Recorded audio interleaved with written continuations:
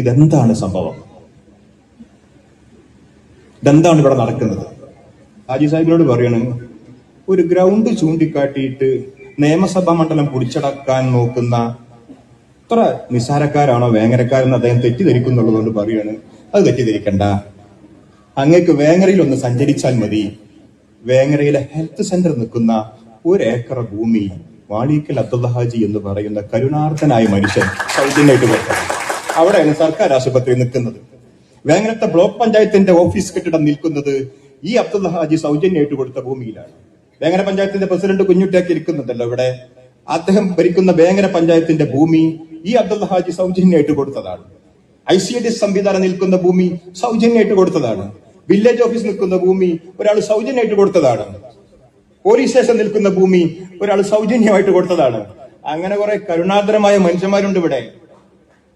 Ground ഉണ്ടാക്കിയിട്ട് അത് ലാഭക്കച്ചവടമാക്കി തന്റെ കണക്ക് പുസ്തകത്തിൽ അതും വരവ് വെച്ചവരല്ല വേങ്ങരയിലെ പൂർവികന്മാർ എന്ന് വിസ്മരിക്കരുത്. അത് ലാഭക്കച്ചവടമാണ്, നല്ല ലാഭമാണ്. ഗാലറിയിൽ നിന്ന് ഉയരുന്ന ആരവം വോട്ടാകും എന്ന് വിചാരിക്കുന്നവന്റെ അവസാനത്തെ മോഹവും തല്ലിക്കെടുത്തണം. രാഷ്ട്രീയത്തെ ചെറുതായിട്ട് കാണുന്നുവോ? രാഷ്ട്രീയത്തെ ഇങ്ങനെ നിസ്സാരമായിട്ട് കാണുന്നുവോ? ഞാൻ ഇവിടെ കണ്ണമംഗലത്തിൽ ഇരിക്കുന്നുണ്ടല്ലോ.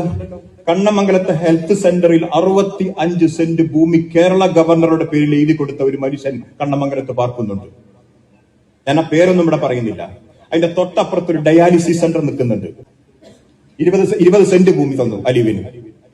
2 കോടിയോളം രൂപ മുടക്കിയിട്ട് അവിടെ സ്വന്തം പണം ഉപയോഗിച്ച് ഡയാലിസിസ് സെന്റർ ഉണ്ടാക്കി തന്നു. ഡയാലിസിസ് സെന്റർ 10 കൊല്ലമായി കൂട്ടരെ. ഒരു മാസം ആ ഡയാലിസിസ് സെന്റർ വർക്ക് ചെയ്യാൻ 7.5 ലക്ഷം രൂപ വേണം ഒരു മാസം. 10 കൊല്ലം 7.5 ലക്ഷം കണക്കൂട്ടി നോക്ക്.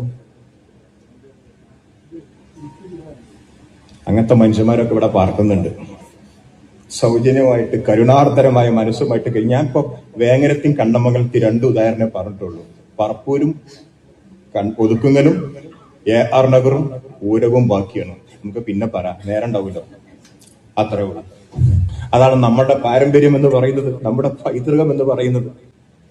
100 ബൈത്തുർ റഹ്മകൾ നിർമ്മിച്ചു കൊടുത്ത് അതിൻ്റെ അകത്ത് താമസമാക്കി കഴിഞ്ഞു. റീച്ചിന് വേണ്ടി റീൽസ് ചെയ്തിട്ടില്ല. ഈ ഇരിക്കുന്ന അലി അക്ബർ സാഹിബ് കൊടുത്തിട്ടുണ്ട് 5 ബൈത്തുർ റഹ്മ. മണ്ഡലം മുസ്ലിം ലീഗിന്റെ ജനറൽ സെക്രട്ടറി റീൽസ് ചെയ്തോ? ഒറ്റ കുറവേ ഇപ്പൊ ഞാൻ ഷാജി സാഹിബിന് കാണുന്നുള്ളൂ. മൂപ്പർക്ക് സ്വന്തമായിട്ടൊരു ഗ്രൗണ്ട് ഇല്ല, പക്ഷെ ഗോളടിക്കും. അസ്സലാമു അലൈക്കും.